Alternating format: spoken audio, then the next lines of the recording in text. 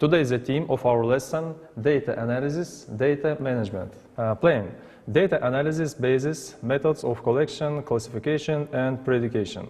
Visualization of data. Next, aim. To know about data analysis basis, methods of collection, classification and prediction.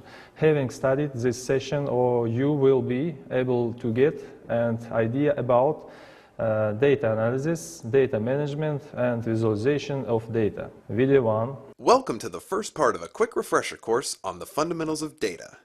Let's first briefly understand about data. Data are the facts and figures that are collected, summarized, analyzed, and interpreted. The data collected in a particular study are referred to as the data set. There are three basic ways to collect and record data: nominal, ordinal, and categorical. In addition to the above classification, data can also be classified as continuous and discrete. There are different ways of collecting and storing data depending on the underlying requirements of the task at hand. The three commonly used ways are cross-section, time series, and panel data. A cross-section view provides information for a collection of individuals or objects at any given point in time. The per capita GDP of a country to the share of GDP as of March 2015, as shown here, could be an example of cross-section data. Tracking information for the same individual or object over a period of time is referred to as time series view. Unemployment rate and GDP of the United States over different years from 1970 through 2010 could be an example of the collection of a time series data. Whereas panel data tracks individuals or objects over time. For example, distribution of different races in the population of the United States tracked from 1970 through 2006, as shown here, is an example of panel data.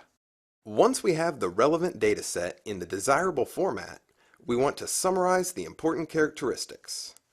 There are three commonly used measures adopted for summarization of data: measures of central tendency, measures of variability, and measures of relative position. Let's dive into each of the measures.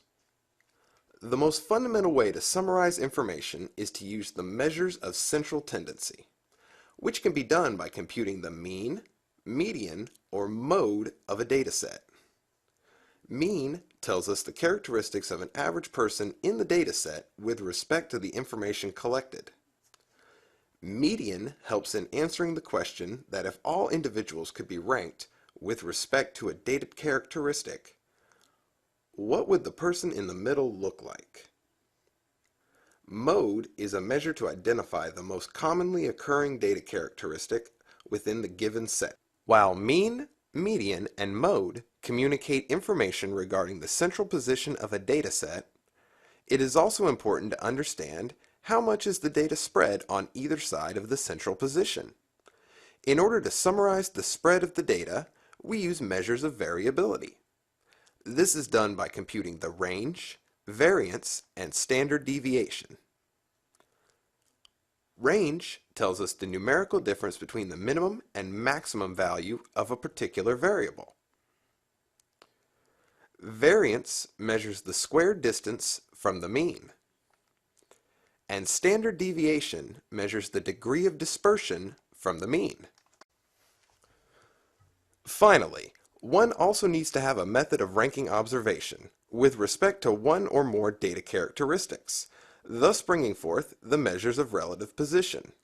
This is achieved through the percentile or quartile computation and by deriving the z-score. Percentile or quartile is a method of sorting the data into a pre-specified number of groups and then ranking observations with respect to these different groups. For example, if we divide the data into 100 equally sized groups and then order them in terms of magnitude, we can rank the observations across groups. On the other hand, with the z-score, instead of comparing across all groups, we can only compare with respect to the mean and measure how far a particular observation is from the mean using standard deviations as the unit of classification. Specific objectives of data management. The specific objectives of data management are 1. Acquire, date and prepare team for analysis. maintain quality control and data security, support incurious review, reconstruction and archiving, and special issues and blending studies. Video 2. Hello, and welcome to part 2 of a quick reference guide on fundamentals of data. The first part provided a quick overview on types of data and the different ways of collecting and summarizing data. While the primary measures such as central tendency, measures of variability, and relative position help us understand data characteristics, it is also important to understand the properties of data distribution to effectively analyze the information. This course will facilitate a deeper understanding of data and their properties. This will primarily be done by explaining the data visualization and distribution techniques. The three basic data visualization tools comprise of histogram, box plot, and probability density function. Let's delve into the details of each of these techniques. Histogram is a popular method to visually examine the range of the data and divide the range into groups of equal sizes called bins.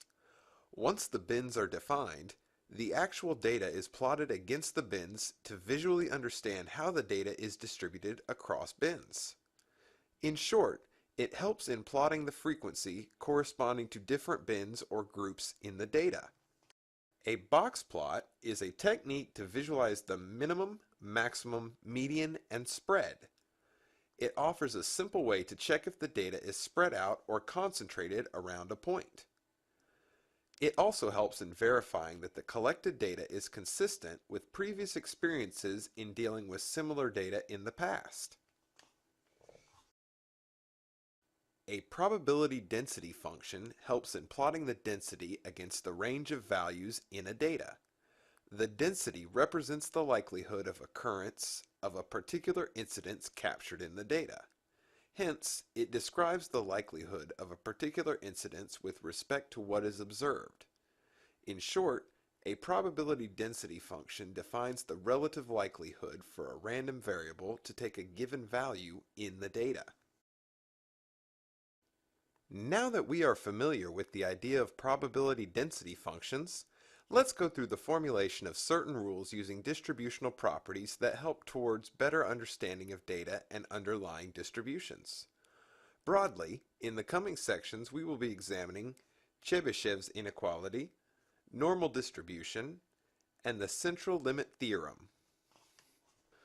Chebyshev's inequality relates to the concentration of the distribution around the mean using standard deviations.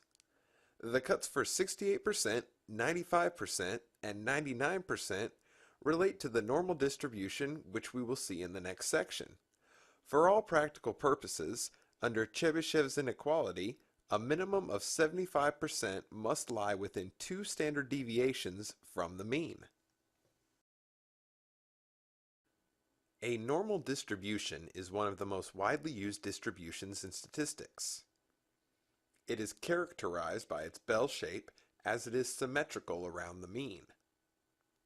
It is a continuous distribution spanning across the real line. A normal distribution embodies the three sigma rules, as introduced in the previous section. It can be described completely by the mean and standard deviation. A normal distribution with a mean of 0 and a standard deviation of 1 is called a standard normal.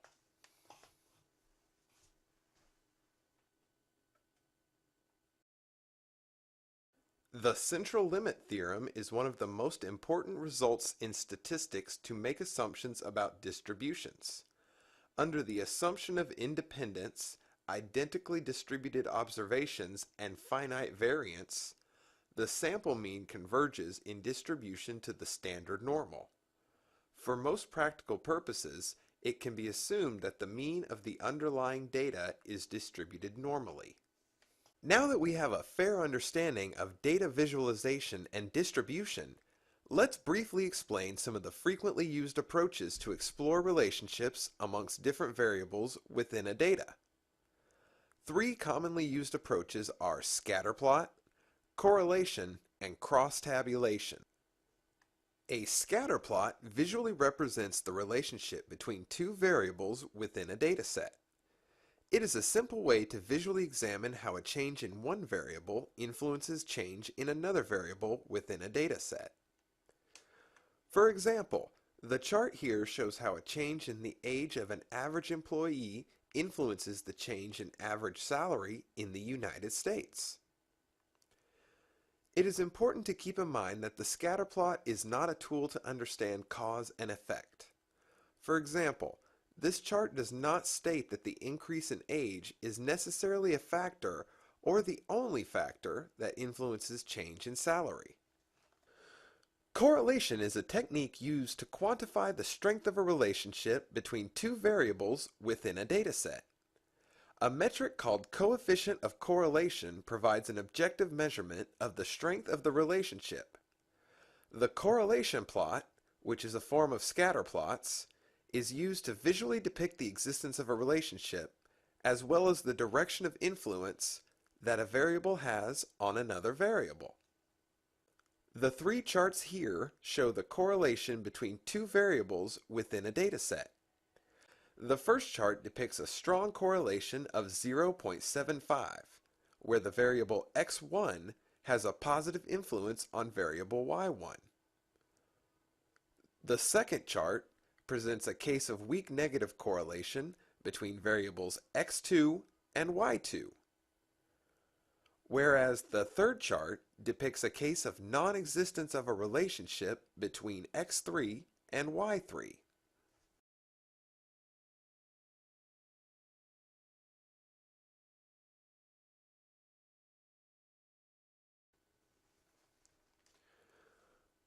Cross-tabulation, also referred to as a contingency table, is a simple way to summarize data into a tabular view.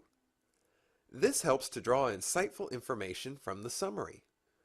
Information in a cross-tabular format helps in explaining the interrelationships among two or more variables in a concise and easy-to-interpret manner. The table shown here is an example of cross-tabulation of lifestyle magazine subscription data. The data has three variables: city of residence, gender, and age group. Summary of the data, as a result of cross-tabulation, provides a method of comparison of the distribution of subscribers, which is based on their geodemographic segment. Visualization of data, data visualization or data visualization is viewed by many disciplines as a modern equivalent of visual communication. It involves the creation and study of the visual representation of data, meaning information that has been abstracted in some schematic form, including attributes of variables for the units of information. A primary goal of data visualization is to communicate information clearly and efficiently via statistical graphics, plots, and information graphics.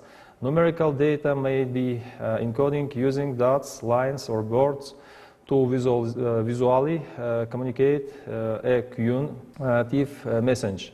Effective visualization helps user analyze and reason about data and evidence. It makes complex data more assemblable, understandable, and usable. The lesson is over.